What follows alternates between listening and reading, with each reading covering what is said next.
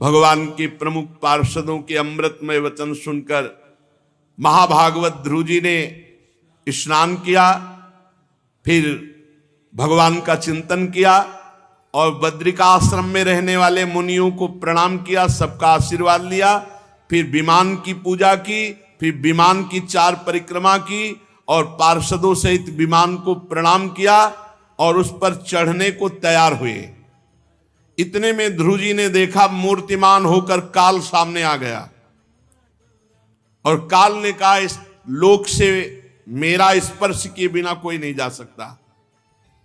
तो ध्रुव जी ने कहा कि सर झुकाओ, तो काल के ऊपर पैर रखकर विमान पर चढ़कर गए। ये भगवान की भक्ति का चमत्कार।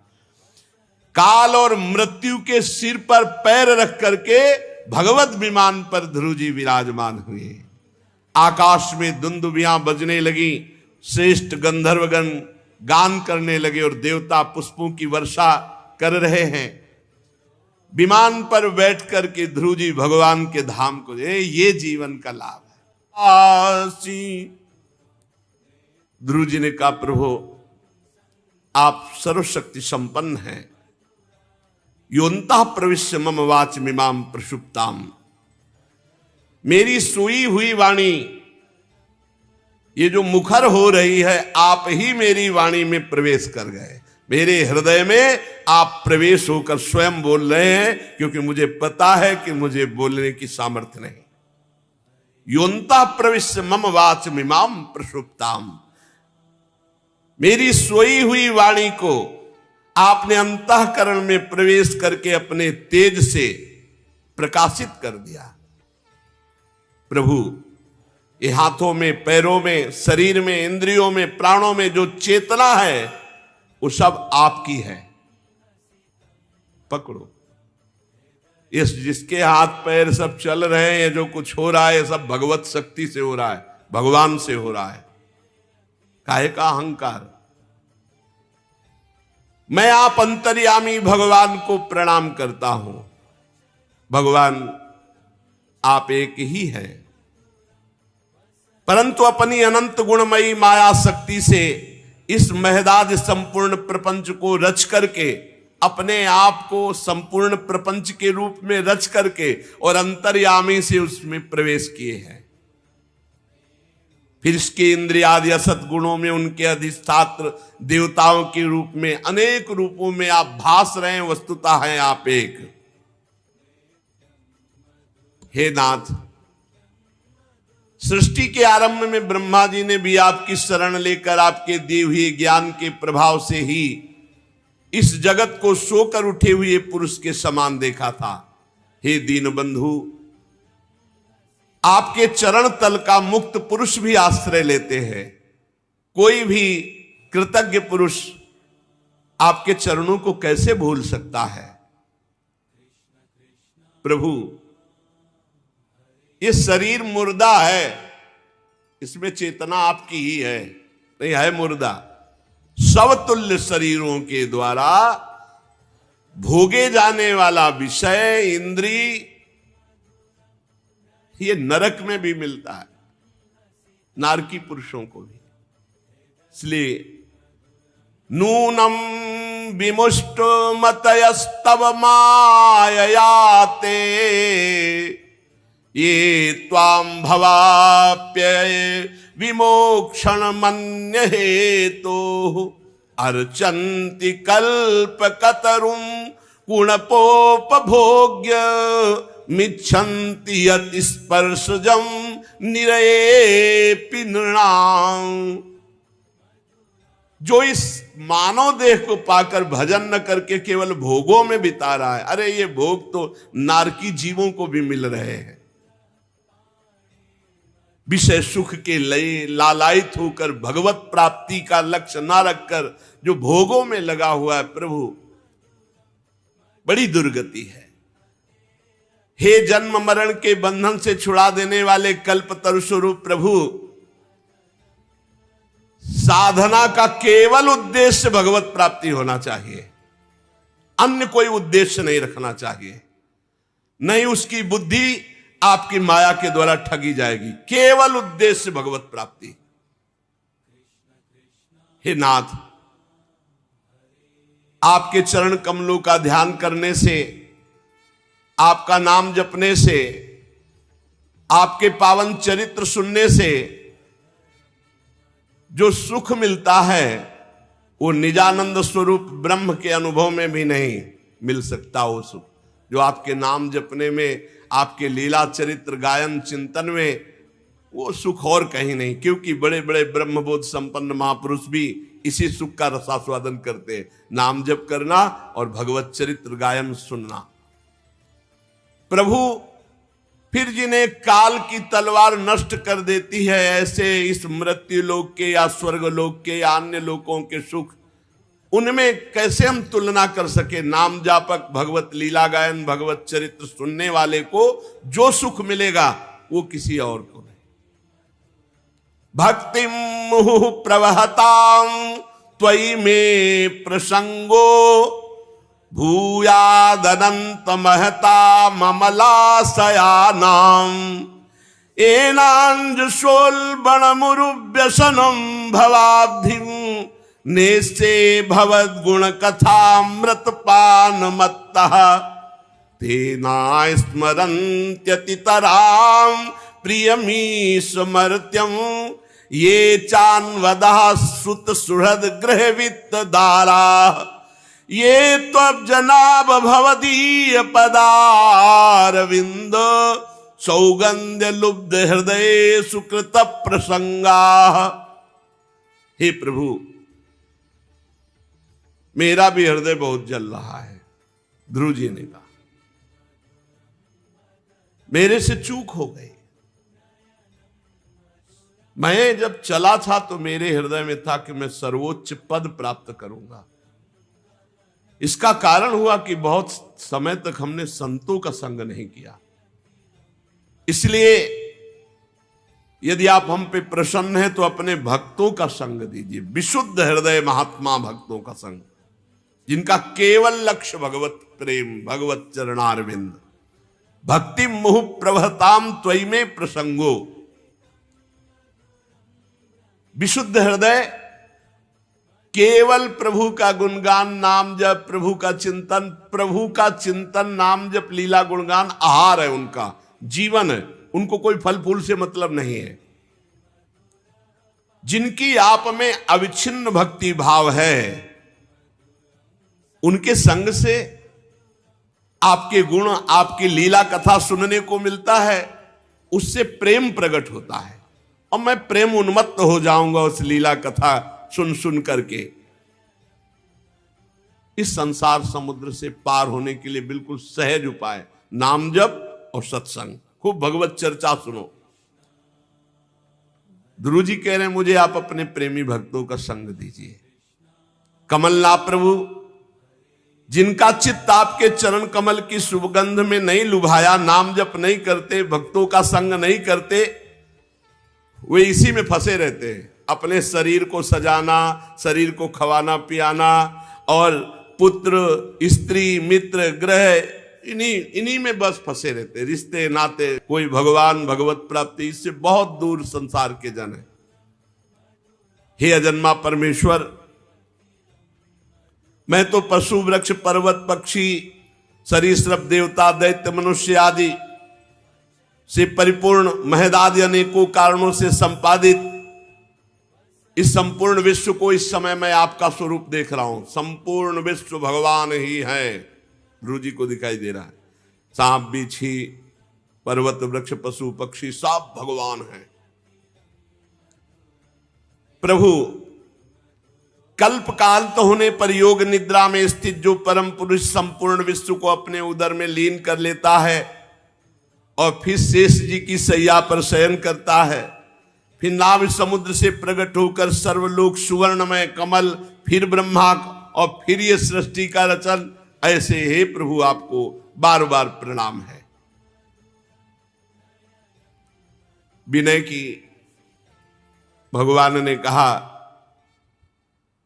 उत्तम व्रत का पालन करने वाले राजकुमार, जो साधना के पहले संकल्प होता है, इच्छा होती है, मैं पहले उसकी पूर्ति करता हूं। भगवान के विधान को समझिए। अगर कोई वासना लेकर इस और बकाया रह गई तो पहले वासना की पूर्ति होगी, ध्यान रखना। भगवत प्राप्ति तो है पर वासना की पूर्ति होगी। जब विभीषण जी गए तो बात दूसरी तब हुई जब पहले लंकाधिपति कह दिया, समुद्र का जल मंगाया, पहले लंकेश कह के। यहां कह रहे राजकुमार, तुम्हारे हृदय का संकल्प था कि ऐसा पद प्राप्त करूं जो हमारे बाबा पर बाबा को भी न प्राप्त हो। बाप उत्तानपाद, बाबा मनु महाराज, पर बाबा ब्रह्मा जी, इसके आगे स्वयं भगवान है। तो आज मैं तुम्हें वो पद देता हूं, वो पद प्रदान करता हूं। यद्यपि उस पद का प्राप्त होना बहुत कठिन है, तेजोमय अविनाशी लोकों में आज तक किसी ने उस पद को नहीं प्राप्त किया। चारों ओर ग्रह नक्षत्र तारागण ज्योतिष चक्र सप्तऋषि ये सब परिक्रमा देंगे, सब लोकों का नाश हो जाने पर भी इस लोक का, ध्रुवलोक का नाश नहीं होगा। धर्म, अग्नि, कश्यप, शुक्र, नक्षत्र, सप्तऋषिगण ये सब परिक्रमा देंगे और तेरी वंदना करेंगे। बेटा ध्रुव, मैंने ऐसा तुम्हें परम पद दिया। और भूमंडल का जिस सिंहासन पर तुम बैठना चाहते थे पिता की गोद में, 36,000 वर्ष तक धर्म पूर्वक तू उसका राजा बनकर पृथ्वी का पालन करेगा। और 36,000 वर्ष तक तेरी इंद्रियों की शक्ति ज्यों की त्यों नवीन बनी रहेगी। और जिस भाई के लिए झिड़क दिया था, सुरुचि के पुत्र का नाम था उत्तम, वो उत्तम मारा जाएगा। और उसकी माता सुरुचि पुत्र प्रेम में पागल होकर वन में खोजते हुए दावानल में भस्म हो जाएगी। दुर्दशा तो परिणाम में हो ही जाती है अगर भक्त को कहीं भी किसी भी तरह से। पुत्र भी मारा गया और वो भी पागल होकर के भस्म। भगवान पहले ही तू अनेक बड़ी बड़ी दक्षिणा वाले यज्ञों के द्वारा मेरा यजन करेगा, उत्तम उत्तम भोग लगा करके मेरा स्मरण करते हुए मगन रहेगा। और अंत में मेरे दिव्य विमान पर बैठकर सप्तऋषियों से भी ऊपर मेरे निज धाम में अटल पदवी पे बैठेगा। ये अटल पदवी। ध्रुव जी को ऐसा वरदान देकर भगवान अंतर्ध्यान हो गए। ध्रुव जी का मन बहुत दुखी हो गया। उन्होंने कहा कि भगवान का सानिध्य ना मानकर, भगवान की सेवा ना मांगकर ये क्या मांगा? अटल पदवी। विशेष प्रसन्नता नहीं हुई, ये दुर्लभ पद मांग लिया, भगवान की चरणों की उपासना का ये फल मांगा। अरे इनका सानिध्य मांग लेते, हर समय इनकी सेवा में रहते। अकृतार्थ जैसे पुरुष ऐसे खिन्न हो गए, प्रसन्न नहीं हुए ध्रुव जी। भगवत दर्शन हुआ और भगवत सेवा नहीं मांगी, मोक्ष नहीं मांगा, अटल पदवी मांग ली। कैसी बात।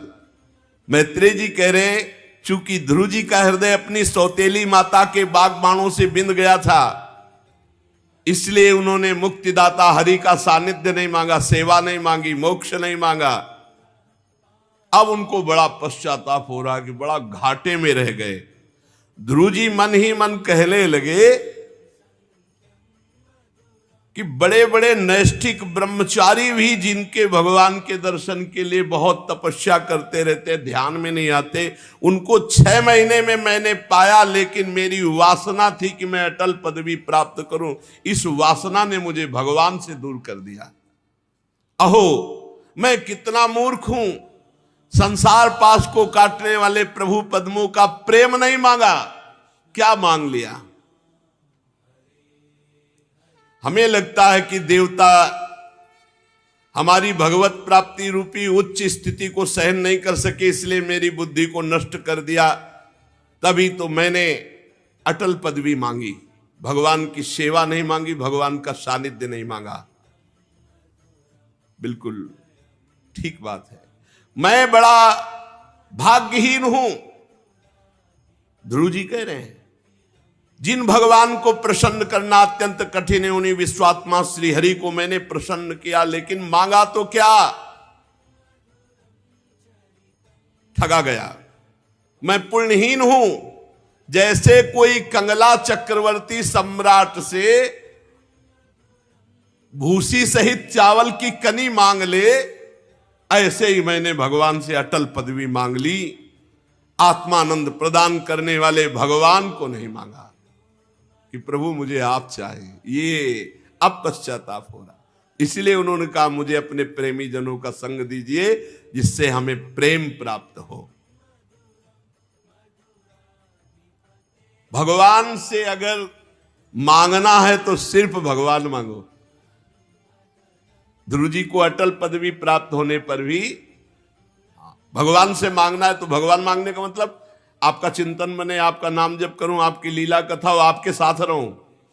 हमें वो कुछ नहीं चाहिए, कोई पदवी नहीं। यत्र यत्र मम जन्म कर्म भिन्न नारके परमे पदे अथवा राधिका रत निकुंज मंडली तत्र तत्र हृदय में विराजता। ये चतुरता है मांगने की। मांगना है प्रभु से भजन करके, तो प्रभु से यही मांगो कि आप चाहिए, आप हर समय आपको देखता रहूं, आपका सुमिरन करता रहूं, आपकी सेवा। चूक न करना। भगवान से भजन करके अगर और कुछ मांगोगे तो घाटा ये है। जैसे ध्रुव जी कह रहे कि मैं बड़ा मूर्खतावत, जैसे कोई सम्राट से भूसी युक्त चावल की कनी मांग ले, ऐसे मैंने भगवान से अटल पदवी मांगी, भगवान को नहीं मांगा। आए, दर्शन दिए, वरदान दिए, चले गए। अगर यही कह देते आपका सानिध्य चाहिए, आपकी सेवा चाहिए, तो भगवान छोड़ नहीं सकते थे। निरंतर भगवान का सानिध्य। श्री मैत्रेय जी कहते हैं, विदुर जी तुम्हारी श्री मुकुंद पादारविंद में बहुत प्रीति है, तुम निरंतर भगवत चिंतन में मगन रहते हो। जो भजन में संतुष्ट रहता है, ध्यान देना, उसे भगवत प्रेम प्राप्त होता है। वो कोई और पदवी नहीं चाहता। भजन में मतलब हमारा भजन हो रहा है, इससे बड़ी हमें कोई सिद्धि नहीं, कोई लाभ नहीं, इससे बड़ा कोई लाभ नहीं। भजन चल रहा है, सब ऐसे को प्रेम प्राप्त हो। प्रेम अत्यंत दुर्लभ वस्तु है। ध्रुव जी ऐसा विचार करते हुए अपने नगर की ओर लौट आए। जे ही राजा उत्तानपाद ने सुना कि ध्रुव जी लौट रहे हैं, बहुत पहले तो विश्वास ही नहीं हो रहा था। बहुत आनंदित हुए देवर्षि नारद जी की बात याद करके, आनंद से अधीर होकर के ये समाचार देने वाले को बहुमूल्य हार दिया कि ध्रुव जी तपस्या करके परिपूर्ण होकर भगवत साक्षात्कार करके पधार रहे हैं।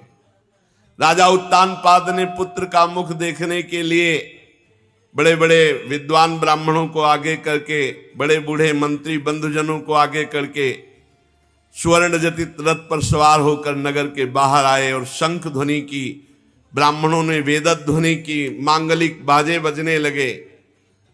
सुनीति जी और सुरुचि जी दोनों पालकियों पे चढ़कर ध्रुव जी के दर्शन के लिए आई। ध्रुव जी ने जे भी देखा महाराज उत्तानपाद रथ पर विराजमान है, दंडवत की। पुत्र को दंडवत करते देख करके उत्तानपाद रथ से कूद पड़े और प्रेमातुर होकर ध्रुव को भुजाओं में। अब ये पहले के ध्रुव नहीं है। जे ही स्पर्श किया सारे पाप नष्ट हो गए। तुरंत परम पवित्र भगवत साक्षात्कार किए हुए तो, और स्पर्श से तुरंत प्रभाव पड़ता है। ठीक, अगर भगवत प्रेमी का स्पर्श, तो कर्म बंधन कट जाए, कर्म बंधन कट जाए। ध्रुव जी का जे ही आलिंगन हुआ, महाराज उत्तानपाद के समस्त पाप युक्त जो बंधन थे, कर्म थे, वो सब नष्ट हो गए। क्यों? क्योंकि भगवान का साक्षात्कार करके ध्रुव जी आ रहे हैं।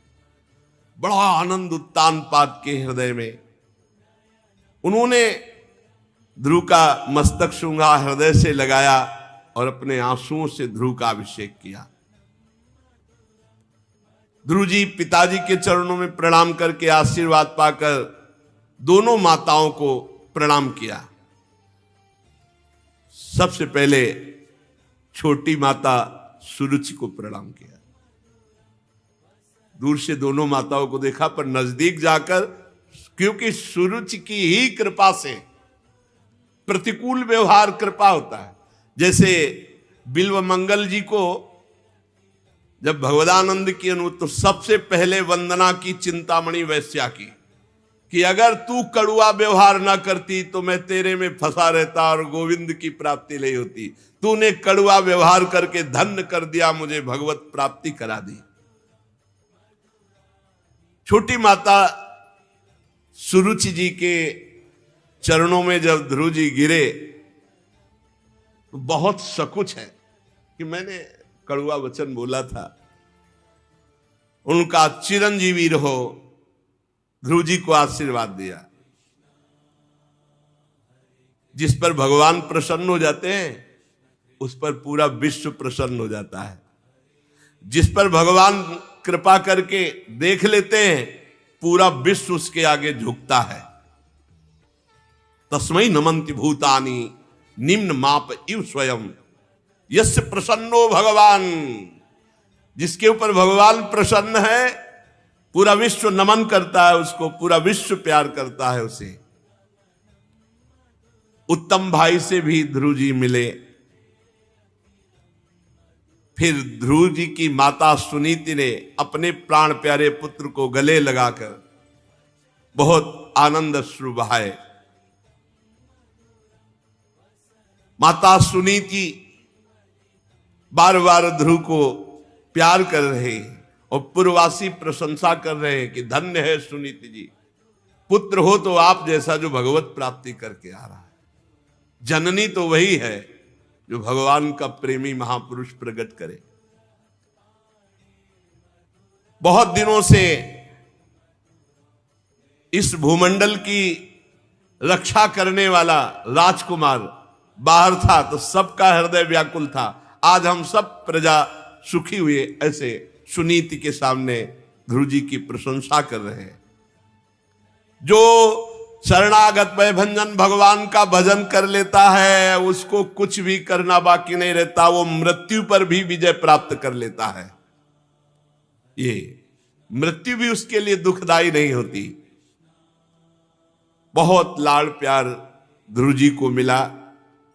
राजधानी में प्रवेश किए, पूरी राजधानी सजाई गई थी। सब अलग अलग ध्रुव जी से मिल रहे हैं। आगे चल करके देवर्षि नारद जी आकर के उनको उत्तानपाद जी से, अब तुम्हारा सौभाग्य है, एकांत में तुम भगवान का भजन करो, राज्य सेवा ध्रुव जी को। ध्रुव जी महाराज भगवान से अटल पदवी प्राप्त की। भगवान ने कहा तुम्हारे हृदय में जो इच्छा थी उस सिंहासन पर तुम बैठोगे और 36,000 वर्ष तक स्वस्थ इंद्रिय रहकर विषयों का सेवन करते हुए मुझे प्राप्त होगे।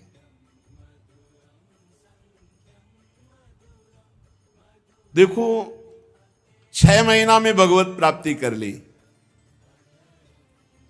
ध्रुव जी के मन में एक ग्लानि पैदा हुई कि ऐसे श्री भगवान को प्राप्त करके सदा सदा के लिए इनका सानिध्य, इनकी सेवा, इस माया से मुक्त हो जाना, ये ना मांगकर हमने अटल पदवी प्राप्त की।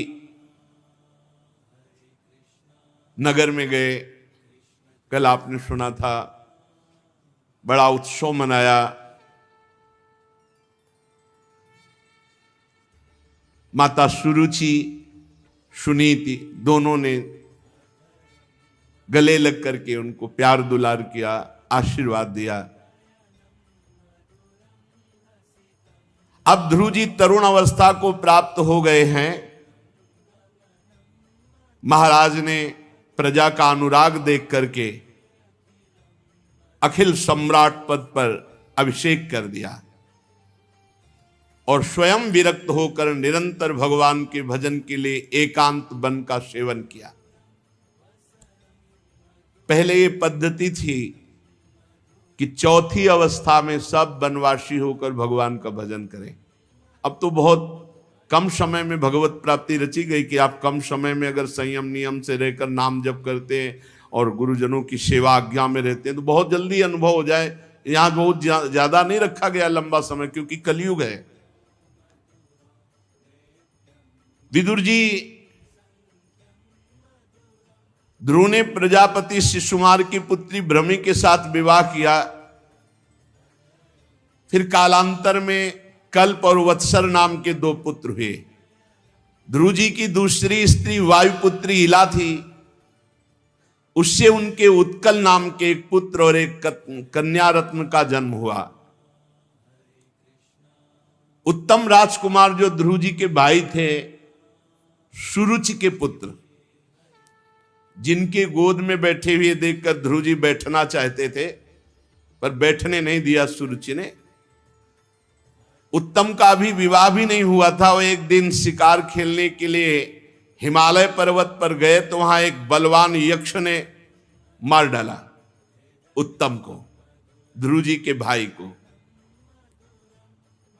जब ही ये सूचना सुरुचि को मिली तो बहुत प्यार करती थी, पागल होकर के भागी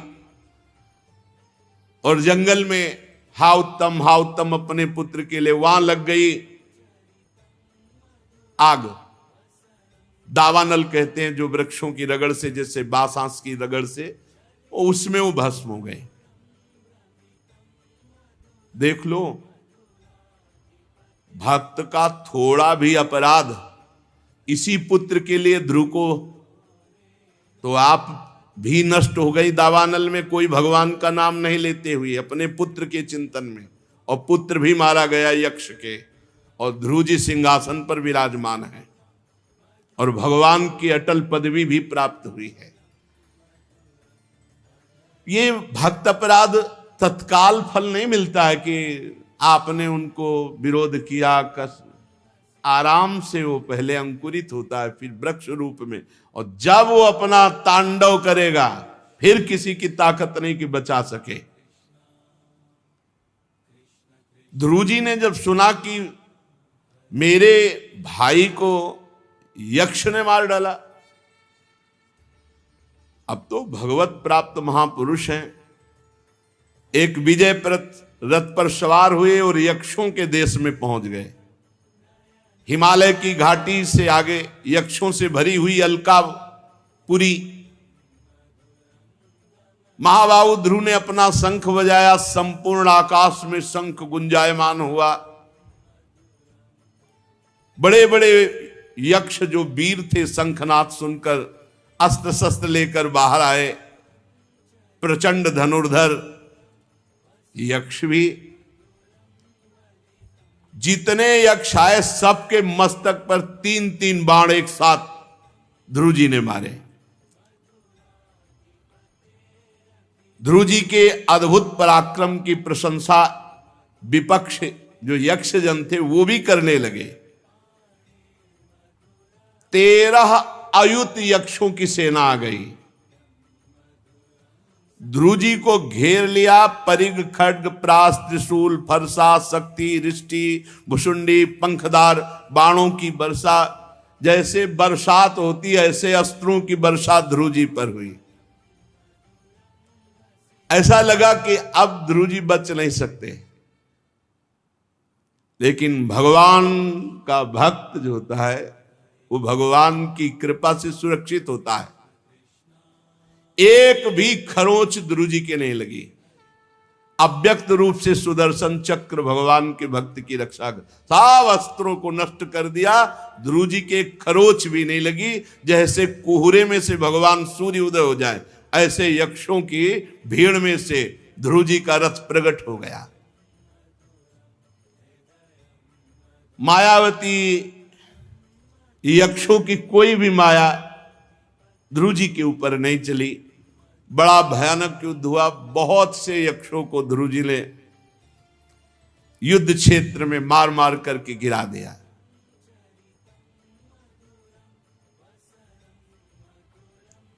ध्रुव जी के पास नारायणास्त्र, ब्रह्मास्त्र ये सब थे, इसलिए यक्षों की एक ल चली।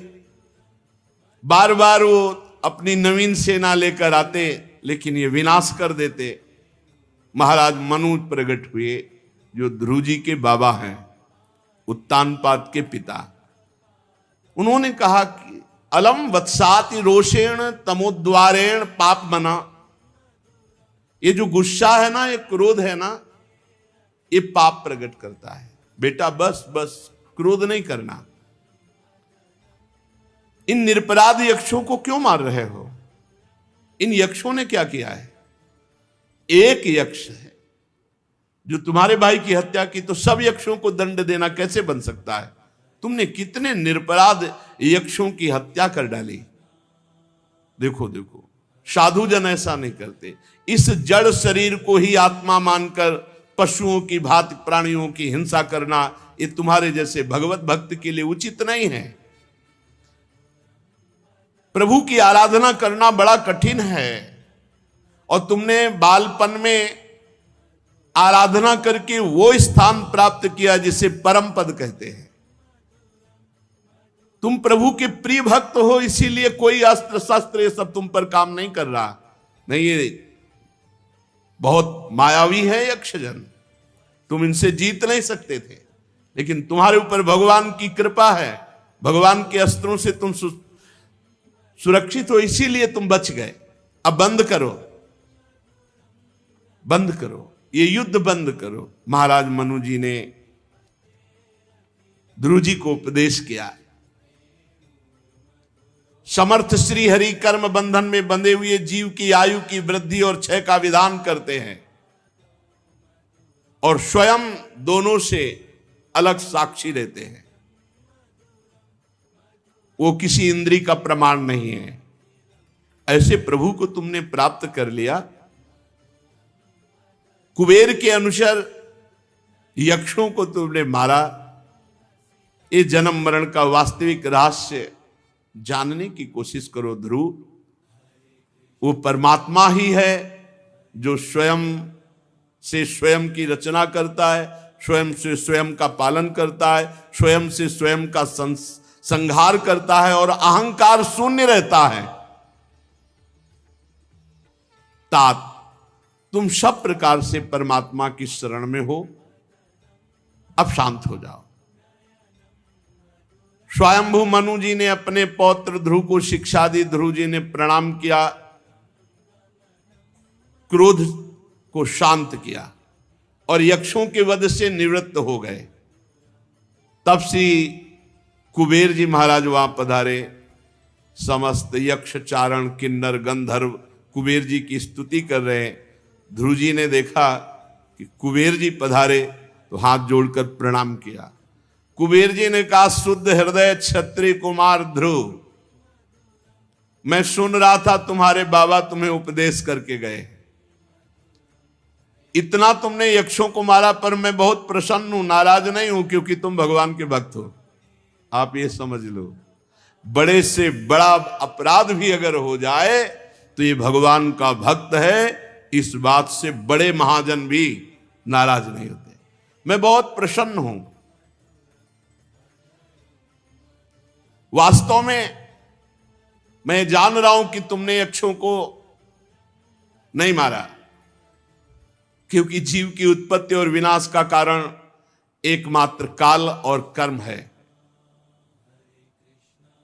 ये शरीर मिथ्या स्वप्न के समान है, और आत्मा न कभी उत्पन्न होती न कभी मरती है। जो आत्मज्ञानी नहीं है, वो शरीर संबंधियों के सुख दुख में फंसकर ऐसा सोचता है कि मैंने उसे मारा, या वो मेरे को मारा, या मेरे जनों को मारा। मैं आशीष देना चाहता हूं।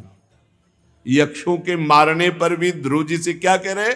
मैं आशीर्वाद देना चाहता हूं। क्यों? क्योंकि तुम भगवान के भक्त हो। अधोक्षज भगवान की तुमने भक्ति की, इसलिए तुम्हारा सर्वत्र मंगल हो और तुम्हारी जय हो। कुबेर जी ने कहा, मेरी प्रार्थना है कि जिन भगवान की कृपा से तुम्हें वो परम पद मिला है, उन भगवान का हर समय भजन करो, हर समय भजन करो। ये हर समय भजन ना होने के कारण ही ये गलतियां, त्रुटि, अपराध, क्रोध आदि आता है। तुम वर पाने के योग्य हो, तुम्हें कोई वर की इच्छा हो तो निसंकोच मेरे से मांग सकते हो। यक्षराज कुबेर ने जब ऐसा आदेश किया तो हाथ जोड़कर ध्रुव जी ने कहा, एक वर मांगने की इच्छा है कि मेरे को ये माया भगवान की स्मृति से अलग न कर पावे, अखंड स्मृति रहे। हरौ सब्रे अचलिताम स्मृतिम यया, अविचल भगवत स्मृति प्राप्त हो, ये मुझे वरदान दो कि भगवान की माया मुझे भगवान के स्मरण से ना हटा पावे। क्योंकि जिसको अखंड स्मृति प्राप्त हो जाती है वो भगवत प्राप्त हो जाता है। पकड़ो इस बात को, अखंड स्मृति, हर समय राधा राधा राधा। भगवान कुबेर बहुत प्रसन्न हुए और कहा, जाओ तुम्हें आजीवन अखंड स्मृति प्राप्त हो। और देखते देखते ध्रुव जी के वो अंतर्धान हो गए। इसके बाद ध्रुव जी भी अपनी राजधानी को आ गए और निरंतर भगवान का भजन और बड़ी बड़ी दक्षिणा वाली यज्ञ, क्योंकि चक्रवर्ती सम्राट है। ध्रुव जी बड़े दीनवत्सल, धर्म मर्यादा के रक्षक और प्रजा को पिता के समान पालन करने वाले। 36,000 वर्ष तक स्वस्थ रहकर, नवीन इंद्रियां अर्थात हर समय नया उत्साह, पृथ्वी का शासन 36,000 वर्ष तक। यह है भगवान से मांगने का फल, अटल पदवी और भूमंडल का राज्य। मांगो तो प्रभु से मांगो, निहाल कर देंगे। धर्म, अर्थ, काम, इसका संपादन करके अपने पुत्र उत्कल को राज सिंहासन पर बैठाया और सांप की आसक्ति एक क्षण में छोड़ दी और बद्रिकाश्रम चले गए। वहां पवित्र स्नान आदि के द्वारा शरीर को और इंद्रियों को, मन को, प्राणवायु को खींचकर पूर्वाभ्यास, ये बहुत पहले बढ़िया हमारी पद्धति थी सनातन धर्म की, कि पहले तपस्या, वैराग, ब्रह्मचर्य, फिर गृहस्थ में, फिर जो है गृहस्थ का कार्य, फिर तपस्या, वैराग, ब्रह्मचर्य, भगवत प्राप्ति। पूर्वाभ्यास, मन को हटाया सब जगह से और भगवान में लगा दिया। फिर वही स्थिति, आनंद सुप्रवाह, भगवान ध्यान में, शरीर में रोमांच, और ये भाव भी चला गया कि मैं ध्रुव हूं। ये भाव भी गया, मैं ध्रुव हूं, ये भाव ही चला गया, स्मृति ही चली गई। बहुत सुंदर। ब्रह्म नहीं, माया नहीं, नहीं जीव नहीं काल, अपनी उसु दिना रही, एक रहो नंदलाल। इतना हृदय द्रवीभूत भगवान के ध्यान में हो गया कि ध्रुव जी को ये स्मृति गई कि मैं ध्रुव जी हूं। जहां ये स्मृति गई तो देखा सामने एक दिव्य विमान, 10 दिशाएं ऐसे प्रकाशित हो गई मानो करोड़ों चंद्रमा एक साथ उदय हुए हो, ऐसा विमान। भगवान के 2 पार्षद गदा का सहारा लिए हुए खड़े हैं, 4 भुजाएं, सुंदर श्याम शरीर, किशोर अवस्था, अरुण कमल के समान नेत्र, सुंदर वस्त्र, किरीट, भुजबंद, मनोहर कुंडल धारण किए हुए ध्रुव जी आनंद से एकदम घबरा गए। विमान आया, भगवान के पार्षद आए और सोचा इस समय क्या पूजन कर सकते हैं, तो भगवान के नाम का कीर्तन करने लगे। भगवत पार्षदों को सुख देना है तो नाम का कीर्तन। जैसे कोई बोलता है राधा राधा, तो हृदय में से क्या दे दूं, ऐसे, और उसको देखने की इच्छा होती है। भगवत पार्षद आए, क्या पूजन करूं, तो नाम कीर्तन करने लगे और हाथ जोड़ करके प्रणाम किया। ध्रुव जी का मन भगवान के चरणों में इतना तल्लीन था कि अश्रु प्रवाह हो रहे। सुनंद और नंद विमान से उतरे भगवत पार्षद, और ध्रुव जी से कहा, सावधान होकर हमारी बात सुनो। आपने 5 वर्ष की अवस्था में ही जो परम पद प्राप्त कर लिया था, निखिल जगन्यंता सारंग पाणी अखिल कोटि ब्रह्मांड नायक भगवान श्री हरि, तुम्हें वो पद दिए हैं, वहां ले जाने के लिए मैं आया हूं। आपने अपने भजन के प्रभाव से वो उत्तम पद प्राप्त किया है जिसकी परिक्रमा परम ज्ञानी सप्त ऋषि जन करते रहते हैं। नीचे से सूर्य चंद्रमा ग्रह नक्षत्र तारागण ये सब उसकी प्रदक्षिणा करते हैं। चलो वो परम अटल पद भी स्वीकार करो। आज तक तुम्हारे कोई पूर्वज भी उस पद पर नहीं बैठे। वो परम धाम पूरे लोकों के द्वारा वंदनीय है, वहां चलकर तुम विराजमान हो। आयुष्मान ये श्रेष्ठ विमान पुण्य श्लोक शिखामणि भगवान श्री हरि ने तुम्हारे लिए भेजा है।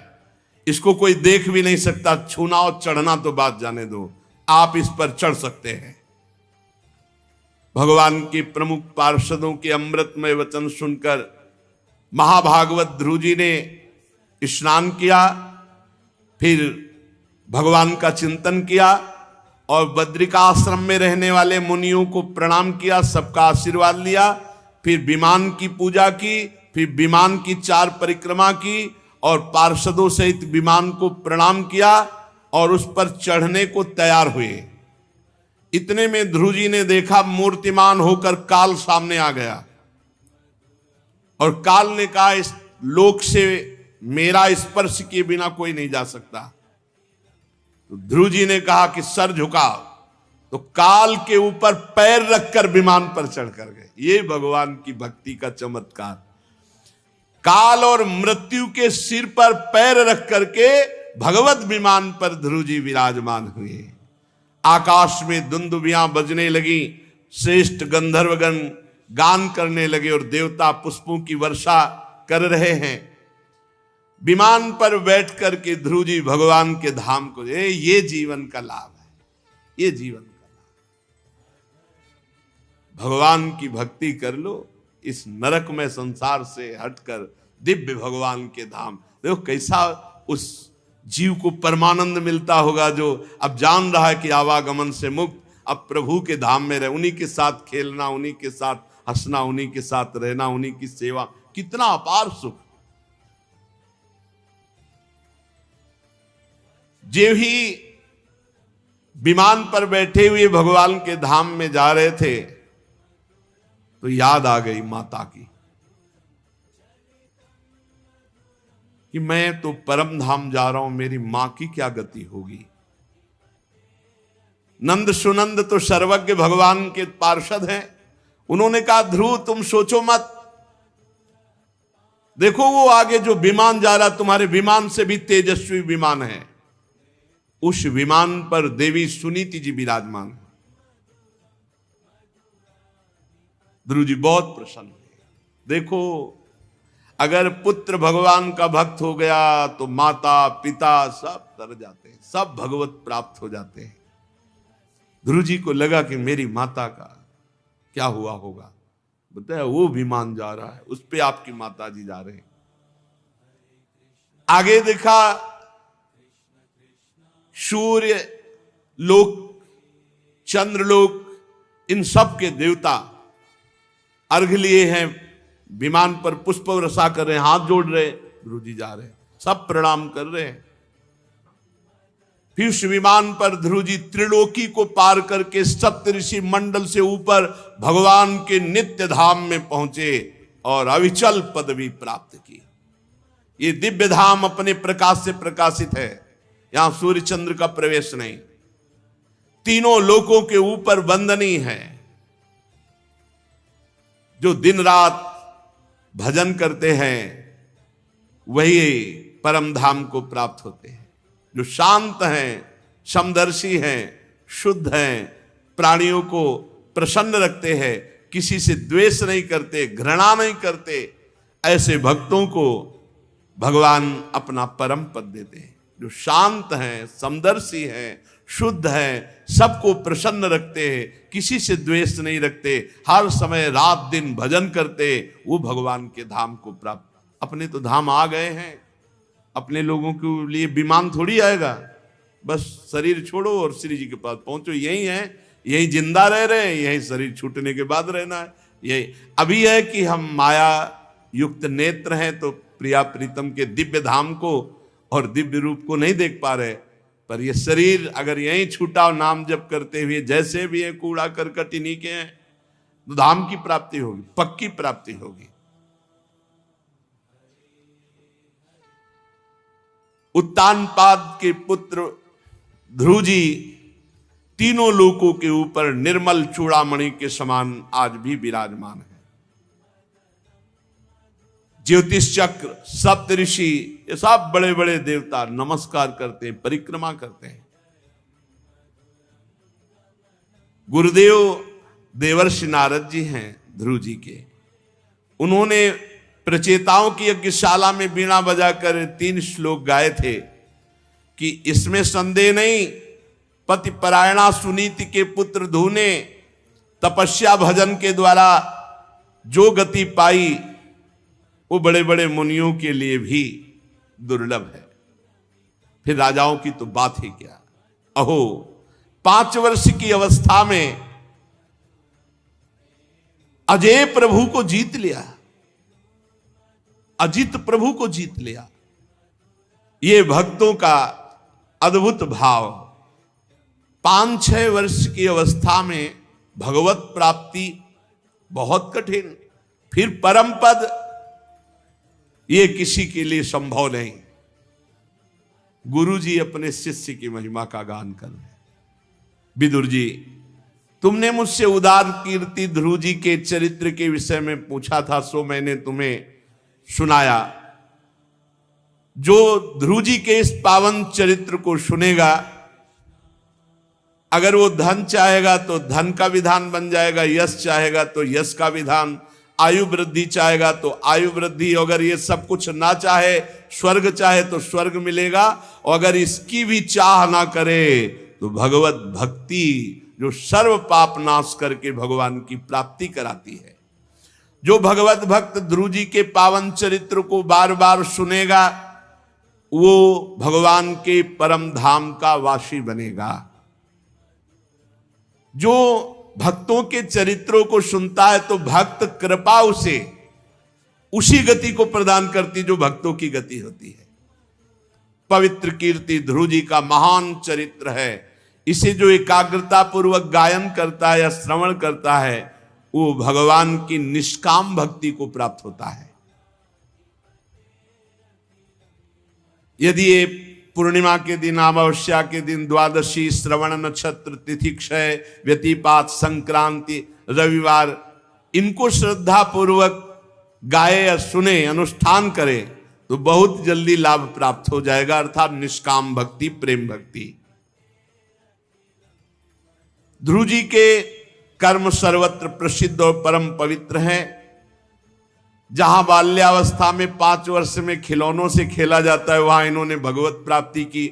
ऐसे महान ध्रुव का पावन चरित्र हमने तुम्हें सुनाया। सूत जी कहते, शौनक जी, श्री मैत्रेय मुनि के मुख से ध्रुव जी के विष्णु पद आरूढ़ होने का वृत्तांत सुनकर विदुर जी के हृदय में भगवान की भक्ति का उद्रेक हो आया। भगवान की भक्ति बहुत करुणामयी है, बहुत करुणामयी। ये नीच से नीच को भी परम पद प्रदान कर दे, मान लीजिए। इसीलिए बड़े बड़े ज्ञानी विज्ञानी महापुरुष जन भी भगवान की लीला कथा गायन, भगवान का नाम जब, भगवान का नाम कीर्तन करते रहते हैं, बोध होने पर भी। बस एक बात जो गोस्वामी जी कह रहे हैं, हों सब विधि राम रावरो, चाहत भयो चेरो। सब विधि मैं आपका दास हूं, सब विधि से। ये बहुत खास बात है, अंदर से भगवान का दासत्व स्वीकार कर लेना, अंदर से भगवान का दास। देखो, आप थोड़े से अनुमान लगाना, पुत्र कितना भी दुष्ट हो, माता पिता हर स्थिति में उसको बचाने की कोशिश करेंगे, उसको सुखी करने की कोशिश करेंगे। तो जितना माता पिता में वात्सल्य है, वो हमारे भगवान की, पूरे त्रिभुवन में जितने माता पिता का वात्सल्य है, हमारे भगवान के एक अंश से है। भगवान वात्सल्य समुद्र है। प्रियाजू दासी वत्सला कर ही राधा। सोचो वो कितने वात्सल्य में होंगे। कितना भी निकृष्ट बालक हो, अपराध बन गया तो जब माता पिता के पास ये बात पहुंचती है कि अपराध हो गया, वो तन से, मन से, धन से, हर प्रयास से चाहता मेरा बच्चा बच जाए। क्यों? वात्सल्य है। और समस्त जगत के मत, एक हमने दृश्य देखा कि एक कोबरा, कुत्ता के जो बच्चे होते हैं पिल्ला, उनको वो काटने जा रहा है। तो जो कुतिया है, उसकी मां है, अरे पूछो मत, बार बार वो फण मार रहा है उसके ऊपर। वो उसके जहर से व्याकुल भी हो रही, लेकिन उसको नहीं जाने दे रही। वात्सल्य उस पशु में इतना है कि अपने बच्चों के पास सांप को नहीं जाने दे रही। यद्यपि सांप उसे डस रहा है, वो मर जाएगी, कई बार डसा है, अपने मरने की परवाह नहीं, अपने बच्चों को बचा रही। पशु पक्षियों में भी वात्सल्य है। ऐसे वात्सल्य समुद्र प्रभु की जो भक्ति करता है, दासता स्वीकार करता है, उसका अहित कैसे हो सकता है? कैसे अमंगल हो सकता? अहेतुकी का मतलब समझते हो? जो हेतु रहित है, हेतु रहित, कोई हेतु नहीं, ऐसे कृपा करने वाले अहेतु की कृपालु प्रभु। हों सब विधि राम रावरो, चाहत भयो चेरो। ठोर ठोर साहिबी होत है, ख्याल काल कलि केरो। रावरो चाहत भयो चेरो। हे हरि, बस मेरी एक इच्छा है कि मैं सब प्रकार से आपका दास हो जाऊं, कहलाऊं। ये भगवत दास है, ये हरिदास है। अंदर से हमारे एक चाहत है कि मैं आपका दास बन जाऊं। पर ये यहां तो जगह जगह साहिबी हो रही है। ये दास कहां बनने के लिए तैयार है? ये मेरा, ये मेरा, ये मेरा, ये मेरा। मन इंद्रियां ये सब मालिक बन बैठे महाराज हमारे। और ये कलिकाल इनको बड़ा सहयोग दे रहा है। कैसे? अंदर तो हमारे है कि मैं आपका दास हूं। बहुत सुंदर बात कह रहे हैं गोस्वामी। अंदर हमारे कि हे हरि मैं आपका दास हूं, लेकिन ये दास नहीं होने दे रहे, ये मालिक बना रहे हैं। इंद्रियां मन हमको अधीन किए हुए हैं, कलिकाल सहयोग दिए हुए हैं। तो हमारा घर, हमारा खेत, हमारा मकान, हमारा पत्नी, हमारा पुत्र, हमारा, हम सबके मालिक बन बैठे, दास नहीं बन पा रहे। दास का कैसा भाव होता है? नाथ सकल संपदा तुम्हारी, मैं सेवक समेत सुतनारी। हे नाथ, काल करम इंद्री विषय गाहक गन घेरो। हो न कबूलत बांध के मोल करत करेरो। बंदी छोर तेरो नाम है, बिरुदई तु बड़ेरो। मैं कहो तब छल प्रीति के मांगे उर्डेरो। नाथ, काल कर्म और इंद्रियां इन्होंने खरीद लिया है मुझे। हम तो दास बनना चाहते हैं, लेकिन इंद्रियों ने भोगों की तरफ मुझे घसीट दिया। समय और जो हमारे पूर्व के कर्म ये हमको घसीट रहे हैं। वैसे तो मैं आपका दास अंदर से कहता हूं और होना चाहता हूं, पर ये होने नहीं दे रहे। इंद्री, मन, काल, कर्म, मैं इनके हाथ बिक गया हूं, पर कहलाना चाहता हूं आपका दास। एक कितनी बढ़िया बात, बिल्कुल वैसी बात है जैसी हमारी है हृदय में। आपका अनन्य दास कहलाना चाहता हूं, पर प्रभु क्या करूं, इन इंद्रिय और मन की गुलामी हो गई। कलयुग ने इनको और सहयोग दे दिया।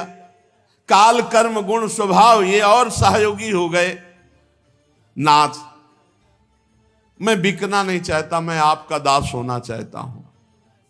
तब भी मुझे बांध बांध करके मुझ पर ऐसा प्रभाव डाले हुए कि मैं बिक रहा हूं इंद्रिय मन की गुलामी में। ये लालच दिखाते हैं भोगों का प्रभु और मुझे फंसा लेते हैं। मैं आपका होना चाहता हूं पर हो नहीं पा रहा हूं। कलयुग का सहयोग, इंद्रिय मन की गुलामी और ये काल, कर्म, स्वभाव, गुण का घेरा। वैसे प्रभु बंदी छोर तेरो नाम है बिरुदयित बड़ेरो। सुना है कि आपका नाम जब करे तो सब बंधनों से मुक्त हो जाएगा। और आपका भी बाना सुना है कि जो आपकी शरण में आ जाए उसे बंधन मुक्त कर देते हो। पर प्रभु, ये इंद्रिय मन से हमने कहा कि हम प्रभु के हैं, पर एको नहीं सुन रहे। हम कहते हैं हमारे माई श्यामाजू को राज, पर एक को नहीं मान रहे। ये हमको विषयों का गुलाम बना रहे हैं। प्रभु, मैं आपके हाथ बिकना चाहता हूं, खरीद लो मुझे। कपट से ही सही, पर हम आपको अपना मान रहे हैं। कपट प्रेम दिखा रहे हैं, असली प्रेम तो नहीं है। मैं कहो तब छल प्रीति कहे, मांगे उर डेरो। असलियत में तो बताएं तो आपसे प्रेम नहीं है। प्रेम है भोगों से, विषयों से, संसार से। छल से ही सही, पर इतना कहते हैं आप हमारे प्राण प्यारे हो, मान लो हमारी बात। बिल्कुल अपने लोगों की बात गोस्वामी जी कह रहे। नाम ओट अब लगी बच्यो, मल जुग जग जेरो। अब गरीब जन पोसिए, पाई बो ना हेरो। प्रभु, अब तक तो आपके सहारे से बच रहा था। मैं प्रभु का हूं, मैं प्रियाजू का हूं, आपकी नाम की ओट लेकर के। पर प्रभु, अब ऐसा लग रहा है कि कलयुग मुझे गिरा ही देगा। इसने ऐसा घेर लिया है, अब गिरा देगा। इसलिए इस गुलाम को बचा लीजिए, आपका हूं। त्राहिमाम त्राहिमाम सब बोले। अब इस गरीब गुलाम को बचा लीजिए, नहीं तो खोजने में भी पता नहीं पाओगे कि आपका दास कहां गया। ऐसा ये कलयुग नष्ट कर देगा। अब गरीब जन पोसिए, पाई बो नहेरो। जेहि कौतुक खगस्वान को, प्रभु न्याव निबेरो। तेहि कौतुक कहिए, कृपाल तुलसी है मेरो। नाथ, आप तो पशु पक्षियों का भी न्याय कर देते हो। जैसे वाल्मीकि रामायण में आया है, कुत्ता न्याय भगवान से मांगने गया कि वो भूखे ब्राह्मण ने कई लाठी मारे मारी, क्या अपराध किया। तो भगवान ने कहा ब्राह्मण को बुलाओ, वो खुद अपराध स्वीकार करे और खुद आप दंड दो। हमारे दरबार में ब्राह्मणों को, ब्रह्म ऋषियों को दंड नहीं दिया जाता। ब्राह्मण आए, उनका क्यों मारा? बोले प्रभु, कई दिन से भिक्षा नहीं मिली थी और रास्ते में पड़े आराम से सो रहा था, ऐसे गुस्सा आए, 2-4 लाठी। बोले देखो, अपराध तो नहीं था। नहीं था। अपराध हुआ आपसे? हाँ हुआ। ठीक है, कुत्ते से कहा तुम दंड दे दो। बोले कलिंजर पर्वत का इनको महंत बना दो। अरे बोले भूखे घूम रहे हैं, रोटी नहीं मिल रही, तुम इनको वरदान दे रहे हो या दंड दे रहे हो? बोले दंड। बोले क्यों? क्यों पूर्व महंत में था। पूर्व महंत में था तो कुत्ता बना। जब ये कुत्ता बनेंगे ना महंत बनने के बाद, और फिर इनके लाठी में मारूंगा, तब इनको पता चलेगा कि कैसा पीड़ा होती है। तो बोले प्रभु, आप तो पशु पक्षियों का भी न्याय कर देते हो। हे लीला पुरुषोत्तम, हे करुणामय, बस एक शब्द हम आपसे कहलाना चाहते हैं। कह दो कि ये तुलसी मेरा है। बस ये बात, पूरे जीवन की साधना भजन की क्या बात है? ये तुलसी मेरा है। नाथ, मैं तो हृदय से चाहता हूं कि आपका दास बन जाऊं। कितना सुख है जब विमान पर ध्रुव जी जा रहे हैं, उस दिन की याद करो जिस दिन तुम्हारा शरीर छूटेगा, कोई तुम्हारे साथ नहीं, न रुपया, न पैसा, न घर का सदस्य, न मित्र, न ये देश, न ये शरीर। उस समय तुम्हारे पास नाम काम करेगा, जो भगवान का दासत्व है, भगवान का नाम है। इसलिए बहुत सावधानी से चलो। हम सब प्रभु के इसी जन्म में साक्षात्कार करने के लिए ये हमें सौभाग्य मिला है। चूको मत, इधर उधर मत भटको, मन को मार लो, शांत हो जाओ। ना बने तो संत सदगुरुदेव से अपनी बात कहो, छल कपट मत करो और आगे निकल चलो। यहां कोई साथी नहीं, कोई तुम्हारा साथी नहीं। मान लो हमारी बात, साथी हैं तो प्रियालाल हैं, गुरु हैं, कोई और साथी नहीं है। अपनी मन की देखो, कपट करना, छल करना, मनमानी आचरण करना, ये सब हमारे जन्म जन्म के स्वभाव रहे। अब इनको मिटाने के लिए तो हमें सत्संग मिला है, मिटाने के लिए तो हमें अवसर मिला है। तो हम अपने मन के दोषों के पक्ष में ना होकर हम विपक्ष में खड़े हों। हम क्या करते हैं कि हम हरि गुरु के पक्ष से हटकर अपने दोषों के पक्ष में हो जाते हैं, तो हमारी हानि हो जाती है। नहीं, ये अंदर का कूड़ा करकट है। जैसे डॉक्टर के पास हम बताते हैं यहाँ दर्द हो रहा, यहाँ दर्द हो रहा, एक एक बात बताते हैं, वो हमको दवा देते हैं, वो हमें उपाय बताते हैं, हम रोग रहित होते हैं। ऐसे ही भगवान संत सदगुरुदेव, तो हम क्या करें, प्रभु के श्री विग्रह के सामने बैठकर उनसे बात करें, अपने गुरुदेव से बैठकर बात करें। नहीं है तो अव्यक्त रूप से प्रभु से प्रार्थना करें। पक्का उन्हीं की कृपा से 100 बार प्रार्थना नहीं सुनेंगे, 1000 बार हम करेंगे, हमारा जीवन इसी प्रार्थना में जाएगा। एक बार कभी सुन लेंगे तो हम निहाल हो जाएंगे। खूब नाम जप करो, अच्छे आचरण से चलो, उत्साहहीन कभी ना हो। हर परिस्थिति में हमें भगवत प्राप्ति करनी है, किसी की और साथी की जरूरत नहीं है। हमारी बात समझो। और हरि गुरु से रूठ गए तो फिर कोई साथ देने वाला नहीं। हाँ, बिल्कुल ये पक्की बात समझो।